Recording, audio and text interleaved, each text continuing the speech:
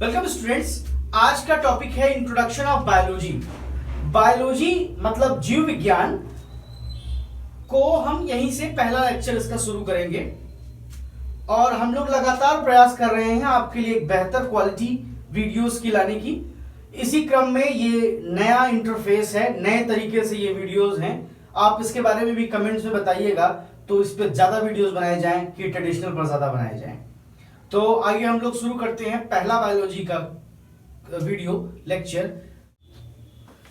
तो देखिए, बायोलॉजी की शुरुआत ऐसे करते हैं कि बायोलॉजी को हिंदी में कहते हैं जीव विज्ञान। नाम से ही पता चलता है कि हिंदी में तो कि जो जीवों के बारे में पढ़ा जाए, जो सजीवों के बारे में पढ़ा जाए, वो जीव विज्ञान है। इंग्लिश में ये कंफ्यूजन इसलिए होती है क्योंकि ये इंग्लिश का वर्ड नहीं बल्कि ग्रीक का वर्ड है।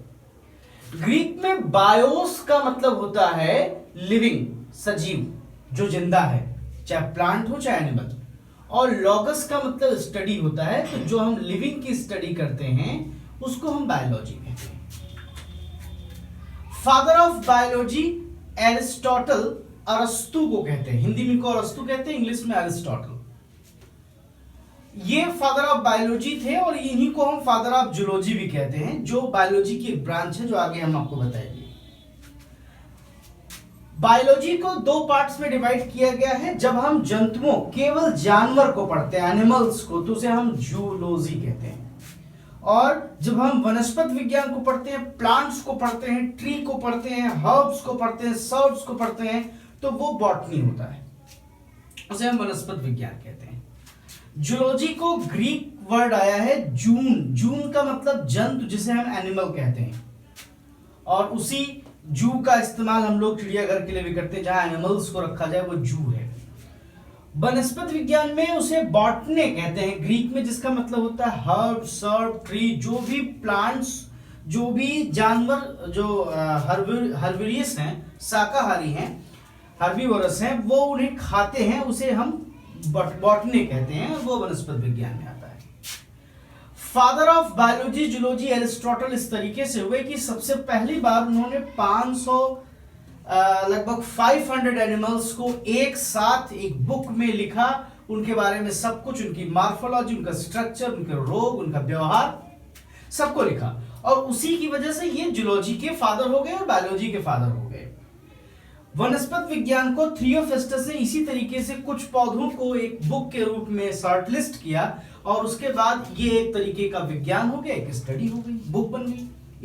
ये थियोफेस्टस थे। थियोफेस्टस जो है वो बॉटनी के फादर कहे जाते हैं। जनक हिंदी वालों के लिए ये है जंतु विज्ञान या जीव विज्ञान के जनक, और ये वनस्पत विज्ञान के जनक। लास्ट बात हम ये करेंगे इसमें कि देखिए कि बायोलॉजी टर्म जो है, जो शब्द है बायोलॉजी, वो बहुत देर से आया।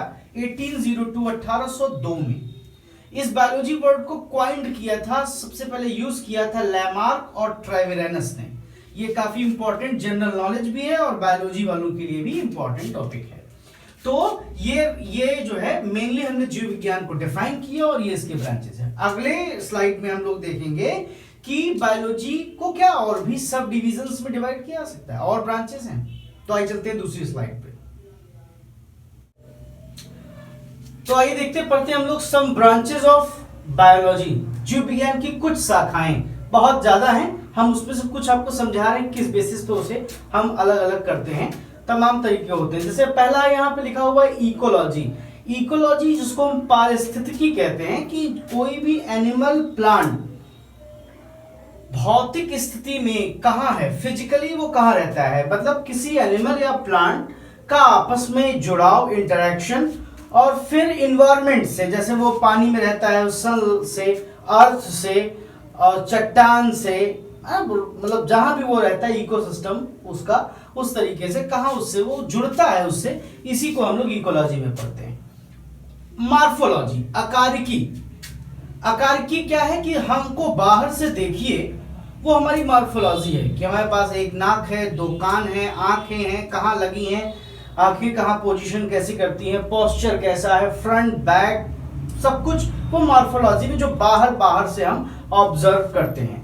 एनाटॉमी इसीलिए होती है, एनाटॉमी अंदर से, जो हम किसी भी एनिमल को अंदर से ऑब्जर्व किया जाए तो उसे एनाटॉमी, इस तरीके से ढेर सारी, इसलिए इसमें शामिल नहीं किया गया उसे, बहुत सारी हैं, हम उसको फिर तो ये भर जाएगा पूरा बोर्ड और हो भी नहीं पाएगा पूरा। साइटोलॉजी, अब वो सेल विज्ञान है, कोशा विज्ञान है, और उसमें हम क्या करते हैं, पूरी कोशिकाओं के हर तरीके के जो स्ट्रक्चर्स हैं, डिफरेंसेस हैं, उन्हें पढ़ते हैं।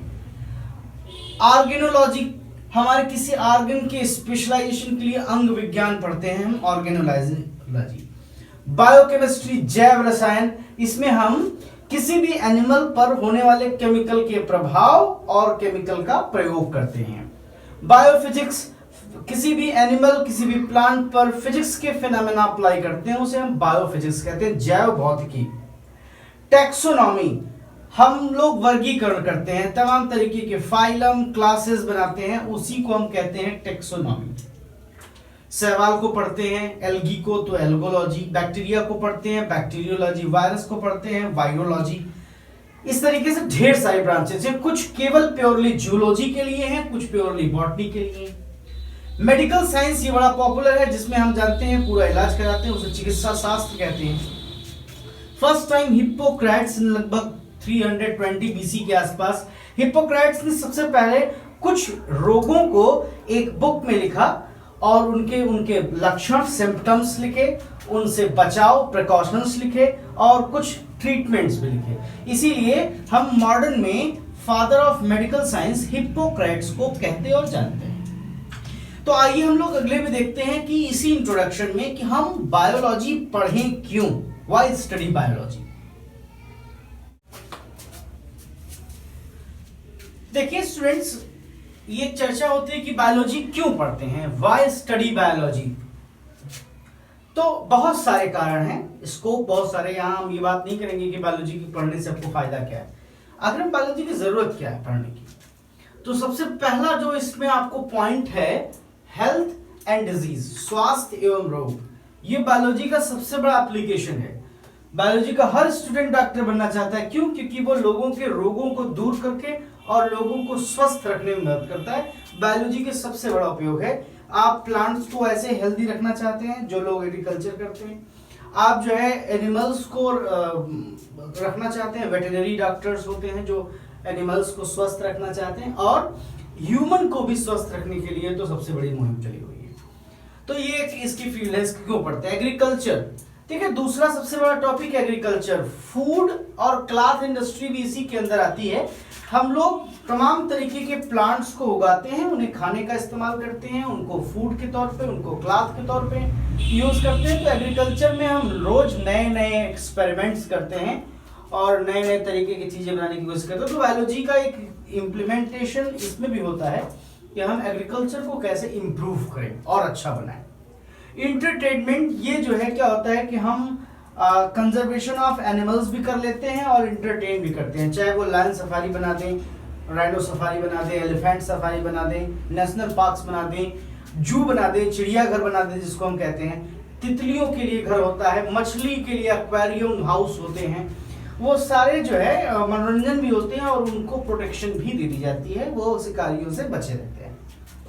अब आपको एक मैं लास्ट लिस्ट में बताता हूँ, एनिमल हस्बेंड्री।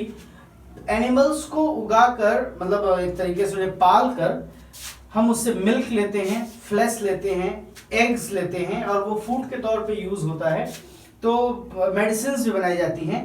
तो इस तरीके से हम एनिमल हस्बेंड्री भी, इसका एक मेन है कि एनिमल को हेल्दी रखने के लिए भी बायोलॉजी को पढ़ना जरूरी है, उन्हें कैसे पाला पोषा जाए। तो इस तरीके से बहुत सारी फील्ड्स हैं और उनके लिए हम जीव विज्ञान को पढ़ना पड़ता है।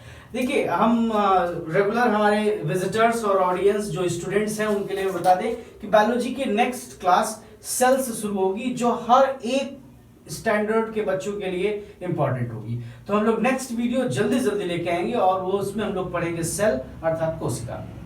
धन्यवाद। यदि अभी तक आपने हमारे चैनल को सब्सक्राइब नहीं किया तो सब्सक्राइब करिए और रेगुलर नोटिफिकेशन के लिए बेल आइकन दबाइए। धन्यवाद।